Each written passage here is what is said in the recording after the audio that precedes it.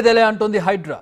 ఎవరడ్డొచ్చినా we don't care అంటోంది. అక్రమ నిర్మాణాలను కూల్చడమే టార్గెట్గా హైడ్రా దూసుకెళ్తోంది. కాగా మాదాపూర్, కౌరి హిల్స్లో పలు భవనాలకు నోటీసులు జారీ చేశారు అధికారులు.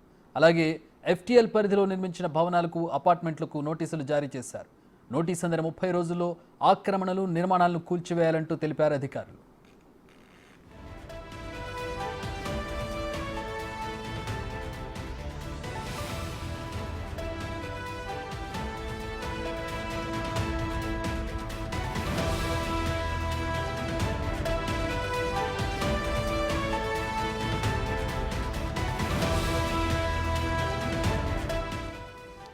మా ప్రతినిధి రాంప్రసాద్ జాయిన్ అవుతున్నారు. దీనికి సంబంధించి మరిన్ని వివరాలు తెలుసుకుందాం. రాంప్రసాద్, దుర్గం చెరువు చుట్టూ చాలామంది విఐపీల ఇళ్ళు, అలాగే కొన్ని కార్పొరేట్ ఆఫీసులు, కొన్ని హోటల్స్, అంటే మేబీ ఓనర్స్ వేరే వాళ్ళు అయి ఉండొచ్చు. ఇలా ప్రముఖమైనటువంటి కట్టడాలు ఉన్నాయి.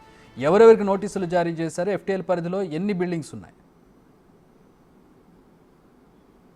ఎస్ చక్రి, మనం చూడవచ్చు హైదరాబాద్ వ్యాప్తంగా గత కొద్ది రోజులుగా హైడ్రా అయితే చాలా ప్రాంతాల్లో ఏదైతే చెరువులు కానీ, పార్కులు కానీ, కుంటలు కానీ, అనేక ప్రభుత్వ స్థలాలలో ఏదైతే ఆక్రమణలే కానీ, అదేవిధంగా అక్రమ నిర్మాణాలే కానీ కూల్చడమే టార్గెట్గా ముందుకు దూసుకుపోతూ ఉంది. ఇదే క్రమంలో రూల్స్ అందరికీ ఒకే విధంగా వర్తిస్తాయంటూ కూడా హైడ్రా తేల్చి చెప్పడం జరిగింది. ఇందుకు సంబంధించి హైడ్రా కమిషనర్ ఏవి రంగనాథ్ కూడా ఇటీవల ఏర్పాటు చేసిన విలేకరుల సమావేశంలో కూడా ఎలాంటి వారినైనా కూడా హైడ్రా పరిధిలో ప్రభుత్వ ఆస్తులను పరిరక్షించడమే లక్ష్యంగా హైడ్రా ముందుకు సాగుతుందని చెప్తున్నాం. మనం ప్రస్తుతం హైదరాబాద్లో ఉన్నటువంటి షేరిలింగం పరిధిలో ఉన్నటువంటి మాదాపూర్లో ఉన్నటువంటి మనమైతే ఇక్కడ ఫేజ్ 2లో అయితే ఉన్నాం. ఇది గమనించవచ్చు. ఇక్కడ మనకు పక్కనే కేబుల్ బ్రిడ్జి ఉంటుంది. దీనికి సంబంధించి ఏదైతే దుర్గం చెరువు ఉంటుందో, దుర్గం చెరువు సంబంధించి పక్కనే ఉన్న కావూరి హిల్స్ ఫేజ్ 2 రోడ్లో ఉన్నాము.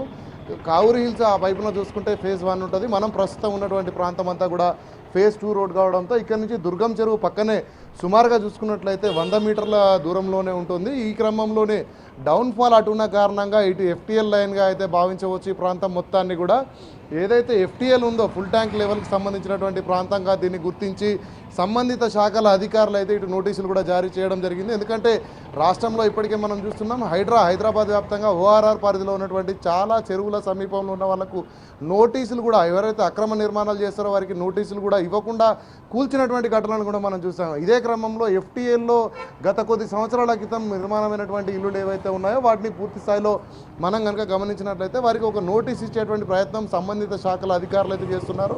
మనం ఈ రోడ్డు కనుక గమనించినట్లయితే మొత్తం ఫేజ్ 2లో ఇక్కడ చాలా రకాలైనటువంటి హోమ్ రెసిడెన్స్తో పాటు కార్యాలయాలు, అదేవిధంగా వివిఐపీలకు సంబంధించినటువంటి ఇల్లులు కూడా ఉన్నాయి. వీటన్నిటికి కూడా నోటీసులను జారీ చేయడం జరిగింది. గత 3 రోజుల నుంచి అయితే అన్ని భవనాలకు కూడా నోటీసులు అందిస్తున్నటువంటి కార్యక్రమం ఇక్కడ కొనసాగుతూ ఉంది. పూర్తి స్థాయిలో నోటీస్ ఏదైతే ఉంటుందో ఈ నోటీసులో క్లియర్ కట్గా వాళ్ళు మెన్షన్ చేయడం ఏంటంటే, ప్రభుత్వ సంబంధిత శాఖలు ఏదైతే ఉన్నాయో వారి నిర్ణయం ప్రకారం సంబంధిత ఏజెన్సీ అడిగినటువంటి మేరకు అయితే వాళ్ళు పూర్తి స్థాయిలో నోటీసులు జారీ చేసి ఆ నోటీసుల ఆధారంగా నోటీసు అందినటువంటి 30 రోజుల్లోనే ఆక్రమణలను వదిలేయడం లేదా ఒకవేళ నిర్మాణాలు కనుక ఉంటే వాటిని కూల్చివేయడానికి సంబంధించి అధికారులకు సహకరించాలంటూ కూడా నోటీసులో పేర్కొనడం జరిగింది. చాలా వరకు మనకి ఇక్కడ కమర్షియల్ బిల్డింగ్స్ ఎక్కువగా ఉన్నాయి. కార్యాలయాలు కానీ, అదేవిధంగా అపార్ట్మెంట్స్ కూడా కమర్షియల్తో పాటు రెసిడెన్షియల్స్ కూడా ఉన్నాయి. రెసిడెన్షియల్స్ కూడా వాళ్ళు నోటీసులు అందివ్వడం జరిగింది. ఈ క్రమంలో ఇక్కడ మనం చూడవచ్చు, ఇటు ఫేజ్ 2 కాలనీలోని అపార్ట్మెంట్లతో పాటు పక్కనే ఉన్నటువంటి అమర్ సొసైటీలో కూడా నోటీసులను అందజేయడం జరిగింది.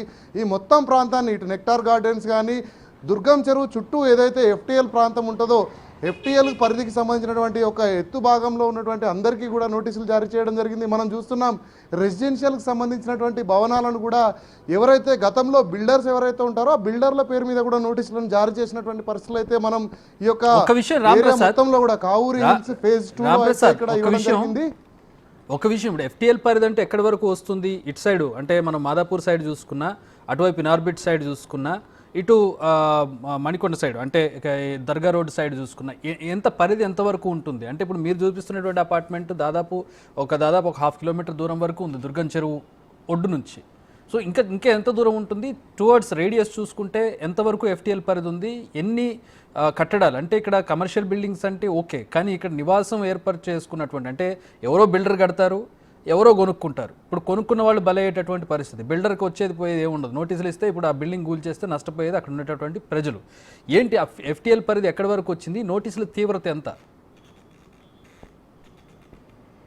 రైట్, మనం కనుక గమనిస్తే ప్రతి చెరువుకు సంబంధించి కూడా ఎఫ్టీఎల్ అనేది చెరువు డౌన్ భాగంలో నుంచి కిందికి నీరు వెళ్తున్న క్రమంలో కొంత ఎఫ్టీఎల్ పై భాగం ఏదైతే ఉంటుందో ఎత్తు పల్లం అనేటువంటి రెండు ప్రాంతాలలో ఇటు మనకు ఎత్తులో ఉన్నటువంటి ప్రాంతాన్ని ఎఫ్టీఎల్ భాగంగా చూస్తాం. ఫుల్ ట్యాంక్ లెవెల్ క్రమంలో నీరు పైకి వచ్చినటువంటి విధంగా కూడా స్థలాన్ని ఖాళీగా ఉంచాలంటూ ఇటు వాటర్కి సంబంధించినటువంటి ఇరిగేషన్ అధికారులు చెప్తున్న నేపథ్యంలో మనం ముఖ్యంగా చూడవచ్చు. బిల్డర్ల విషయానికి వస్తే మనం ప్రస్తుతం అయితే ఇక్కడ కేశవ్ ఎస్టేట్స్ అనేటువంటి ఒక రెసిడెన్షియల్ అపార్ట్మెంట్ దగ్గర ఉన్నాం. మనం కనుక ఇక్కడ నోటీసును గమనించినట్లయితే ఏదైతే ప్లాట్ అండ్ సర్వే నెంబర్ వచ్చేసి 185, 186, 187 కావూరి హిల్స్లో ఉన్నటువంటి ఈ యొక్క భవనానికి ఎవరైతే పి కోటేశ్వరరావు ఈ యొక్క మొత్తం అపార్ట్మెంట్ నిర్మించినటువంటి పి కోటేశ్వరరావు అనేటువంటి బిల్డర్ పేరు మీద అయితే నోటీస్ ఇష్యూ చేయడం జరిగింది. మనం కనుక ఈ యొక్క ఫ్లోర్స్ను గమనించినట్లయితే మొత్తం 6 అంతస్తులుగా ఉన్నటువంటి ఈ యొక్క అపార్ట్మెంట్లో 43 అపార్ట్మెంట్లు ఇండివిజువల్ అపార్ట్మెంట్లు అయితే ఉన్నాయి. వీటన్నిటిని కూడా బిల్డర్ ఏదైతే నిర్మాణం చేసిన అనంతరం ఎవరికి వాళ్ళకి కేటాయించడం జరిగింది.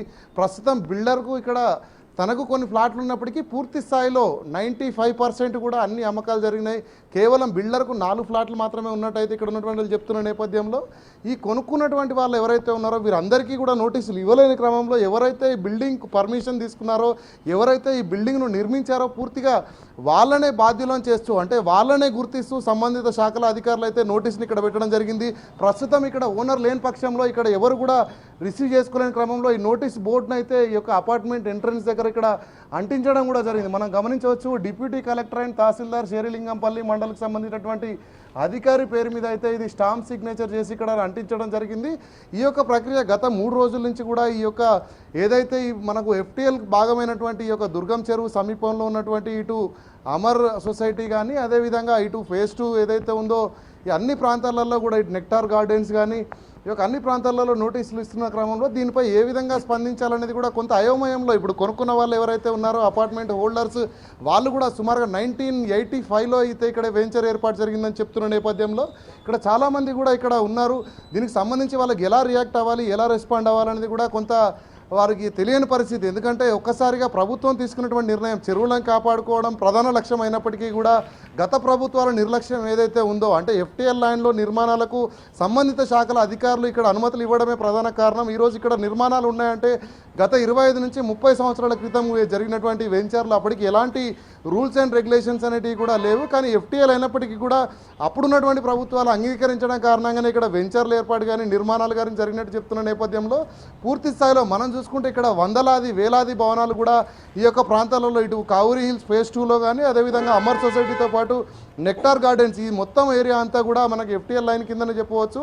ఈ మొత్తం అన్ని ప్రాంతాలలో మనకు ఇక్కడ రెసిడెన్షియల్ కమర్షియల్ భవనాలతో పాటు ప్రభుత్వానికి సంబంధించినటువంటి యూనివర్సిటీస్ అవి కూడా ఉన్నాయి. వాటికి కూడా ఇచ్చేటువంటి అవకాశం ఉంటుంది. ఎందుకంటే చెరువుకు సమీపంలో ఉన్నటువంటి ఒక ప్రాంతాన్ని అయితే ఇటు ఇరిగేషన్కి సంబంధించినటువంటి వాళ్ళు అధికారులు ఎవరైతే ఉంటారో చెరువు విస్తీర్ణాన్ని బట్టి 100 మీటర్లు లేదా 200 మీటర్లు కొన్ని ప్రాంతాల్లో 300 నుంచి 500 మీటర్ల వరకు కూడా చెరువు యొక్క పరిస్థితిని అంటే దాని అనుకూల భౌగోళిక పరిస్థితులను బట్టి అక్కడైతే అధికారులు వారికి ఒక ఎఫ్టీఎల్ జోన్ ఫిక్స్ చేసిన నేపథ్యంలో ప్రస్తుతం ఇక్కడ మాత్రం సుమారు 100 మీటర్ల ఎత్తులో ఉన్నటువంటి అన్ని భవనాలకు కూడా నోటీసులు అనేది ఈ విధంగా ఇక్కడ అంటించడం జరిగింది. ఇక్కడ నోటీసులో కూడా క్లియర్ కట్గా as per the section of 23/2 ప్రకారం ఏదైతే సెక్షన్ ఉంటుందో దాని ప్రకారం 1 and 2 ప్రకారం 1లో నోటీసులు ఇష్యూ చేయడం జరిగింది. 2లో నోటీస్ రిసీవ్ అయినటువంటి ఏదైతే 30 డేస్ లోపల వాళ్ళు ఈ యొక్క ఎంక్రోచ్మెంట్స్ను రిలీవ్ చేయాలంటూ కూడా ఇక్కడ క్లియర్గా మెన్షన్ చేసినటువంటి within 30 days from the date of receipt అని చెప్పేసి కూడా ఇక్కడ వీళ్ళు మెన్షన్ చేసినటువంటి వాటిని మనం బిగ్ టీవీ స్క్రీన్లో అయినా క్లియర్గా చూస్తున్నాం. ఎందుకంటే నోటీసులు అనేవి జారీ చేసిన అనంతరం అంటే హైడ్రా ఇప్పుడు మనం చూస్తున్నాం కొన్ని ప్రాంతాల్లో నోటీసులు ఇవ్వకుండానే అక్కడ కూల్చివేతలు నిర్మాణంలో ఉన్న వాటిని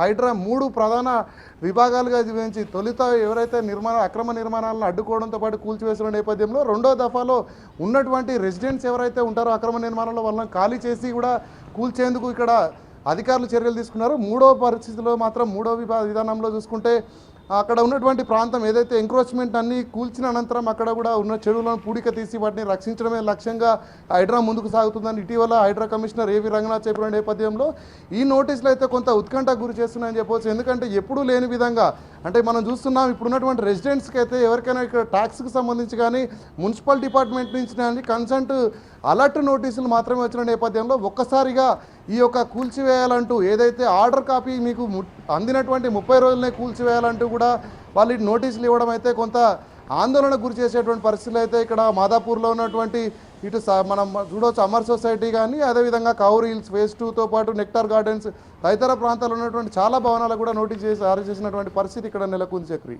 all right, thanks for the updates Ram Prasad. మొత్తంగా దుర్గం చెరువు హైదరాబాద్ విస్తరిస్తున్నటువంటి ప్రాంతాల్లో మెయిన్ ప్రాంతం అయినటువంటి దుర్గం చెరువు ప్రాంతం చుట్టుపక్కల ఉన్నటువంటి బిల్డింగ్స్ ప్రధానంగా నెక్టర్ గార్డెన్స్ కావచ్చు, ఇటు పక్కన ఉన్నటువంటి కొన్ని అపార్ట్మెంట్స్ కావచ్చు, కార్పొరేట్ ఆఫీసులు కావచ్చు, ఈవెన్ ఇంక్లూడింగ్ గవర్నమెంట్ యూనివర్సిటీస్ కూడా ఉన్నాయి. వీటికి కూడా ప్రస్తుతం నోటీసులు జారీ చేస్తున్నట్టుగా తెలుస్తోంది. అండ్ ఆ నోటీస్లో ప్రధానమైనటువంటి లైన్స్ని మనం చూస్తున్నాం బిగ్ టీవీ స్క్రీన్ మీద. Therefore you are here by directed to remove the structure, అంటే ఆ బిల్డింగ్ని తీసివేయాలి within partly buffer zone of Durgam Cheruvu water body within 30 days. అంటే బఫర్ జోన్లో ఉన్నందున 30 రోజులు, ఈ నోటీస్ ఇచ్చినటువంటి 30 రోజులు అంటే ఇవాళ 14వ తారీఖు, వచ్చే 14వ తారీఖు లోపు అంటే సెప్టెంబర్ 14వ తారీఖు లోపు ఈ నోటీసులు స్పందించి ఈ స్ట్రక్చర్ని రిమూవ్ చేయాలంటే ఆ బిల్డింగ్ని అక్కడ నుంచి తీసివేయాలంటే కూల్చివేయాలనేది దాని సారాంశం. లేదంటే యాక్షన్ తీసుకోబడుతుంది, అది కూడా మళ్ళీ స్ట్రక్చర్ కూల్చివేయడం అనేది ఈ నోటీసుల సారాంశం. అండ్ నోటీసుకు సంబంధించిన సెక్షన్లు కావచ్చు, ఇతర